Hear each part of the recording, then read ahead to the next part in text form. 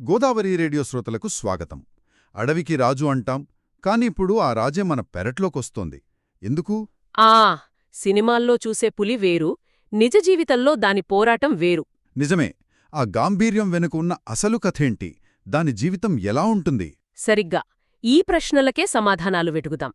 క్షేత్రస్థాయిలో పులులతో పనిచేసే ఇద్దరు అటవీ అధికారుల అనుభవాల ఆధారంగా ఈరోజు మనం పులి ప్రపంచంలోకి లోతుగా వెళ్దాం. అయితే అందరినీ వేధిస్తున్న మొదటి ప్రశ్న, అడవిలో ఉండాల్సిన పులి మన ఊళ్లల్లోకెందుకొస్తోంది?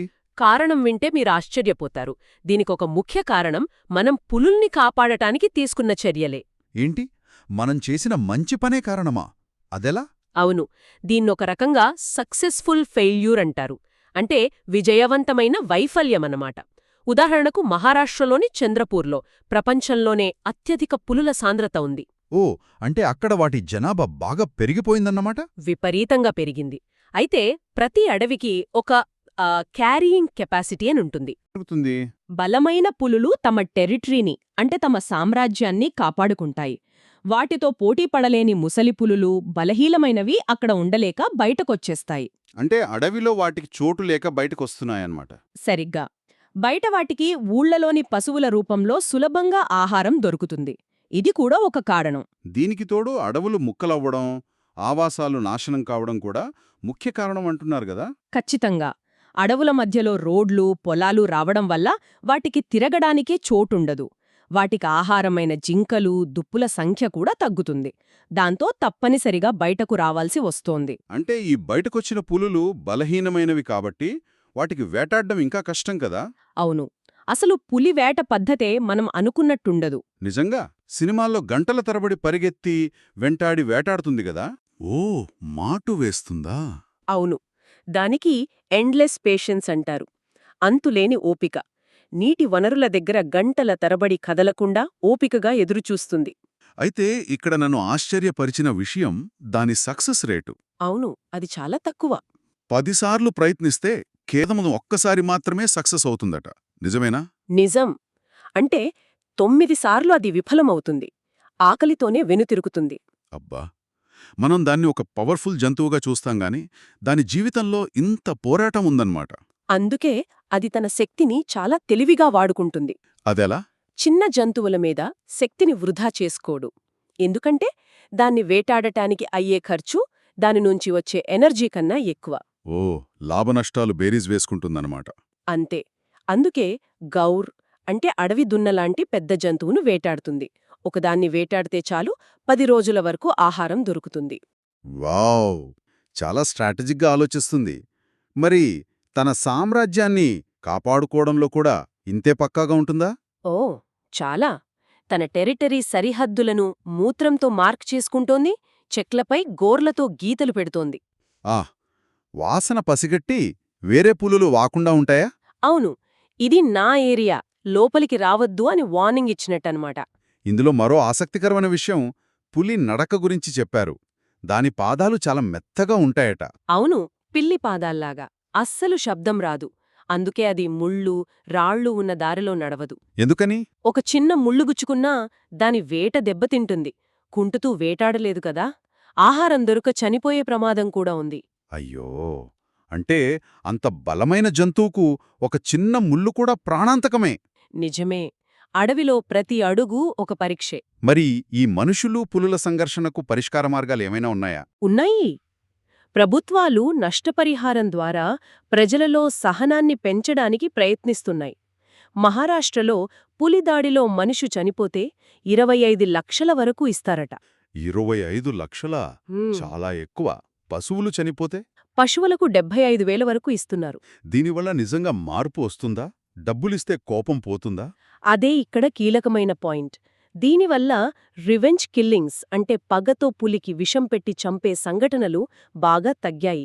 ఓకే, ఆర్థికంగా నష్టం జరగకపోతే ప్రజలు పులిపై పగ పెంచుకోవడం లేదు అన్నమాట. అవును, ఇదొక మంచి ముందడుగు. కాని అసలు పులి ఎదురుపడకుండా ఉండడమే ముఖ్యం కదా. ఒకవేళ అనుకోకుండా మనకు పులి ఎదురుపడితే ఏం చేయాలి? ఇది అందరూ తెలుసుకోవాలి. చాలా ముఖ్యమైన ప్రశ్న. నిపుణులు చెప్పే మొదటి సలహా, ఏమీ చెయ్యకుండా నిశ్చలంగా నిలబడాలి. ధైర్యంగా. కదలకూడదా? అరవకూడదా? అస్సలు కూడదు.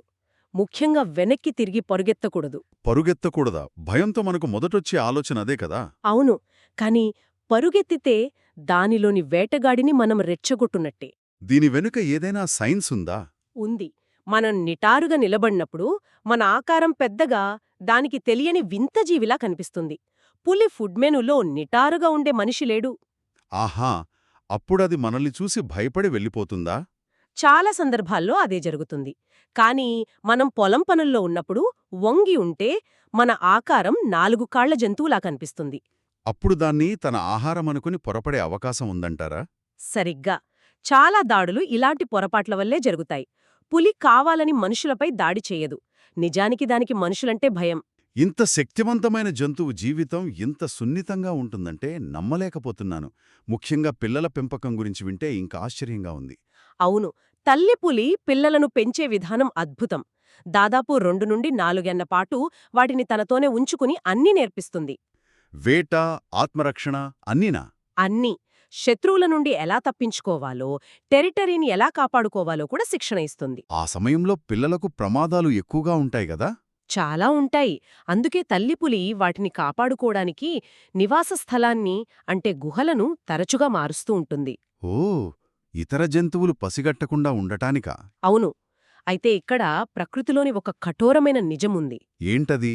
కొన్నిసార్లు తండ్రిపులే పిల్లలకు శత్రువు అవుతుంది. అదెలా? తన పిల్లల్ని చంపుతుందా? ఒకవేళ ఆ పిల్లలు తనవి కావని మగపులికి అనుమానమొస్తే వాటిని చంపే అవకాశముంది. అయ్యో, చాలా క్రూరంగా ఉంది. ఇది ప్రకృతి సహజం. అందుకే తల్లిపులి పిల్లల విషయంలో చాలా దూకుడుగా ఉంటుంది. ఇన్ని గండాలు దాటి తల్లి దగ్గర శిక్షణ తీసుకున్నాక ఆ పిల్లల భవిష్యత్ ఎలా ఉంటుంది? అప్పుడే అసలైన పరీక్ష మొదలవుతుంది.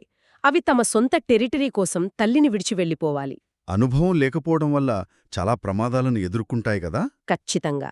అందుకే పుట్టిన పిల్లలలో 80% పెద్దయ్యేలోపే చనిపోతాయట. 80%?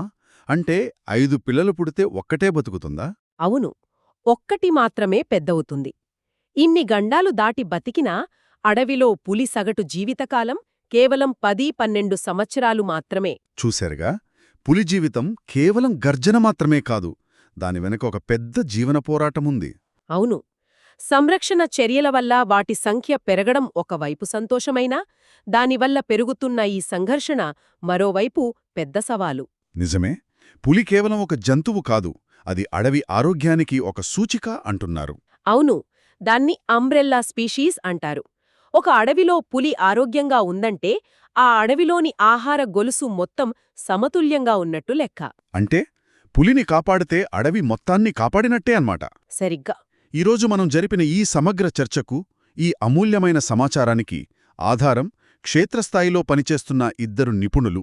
అవును, ఒకరు మహారాష్ట్రలోని Chandrapur divisional forest officer Shrimati Shweta Boddu. మరొకరు కవ్వాల్ టైగర్ రిజర్వ్కు చెందిన forest divisional officer Shri Rammohan garu. వేర్వేరు యూట్యూబ్ ఛానల్లో ప్రచురితమైన వారి ఇంటర్వ్యూల నుండి ఈ విశ్లేషణను స్వీకరించాం. చివరగా శ్రోతల కోసం ఒక ఆలోచన. పులి తన మనుగడ కోసం పోరాడుతోంది. మనిషి తన అభివృద్ధి కోసం అడవిలోకి విస్తరిస్తున్నాడు. ఈ 2 పోరాటాల మధ్య సమతుల్యత సాధించడం ఎలా సాధ్యం? ఇది కేవలం అటవీశాఖ, ప్రభుత్వాల బాధ్యతేనా? లేక సమాజంగా మన అందరిదీ కూడానా? ఆలోచించండి.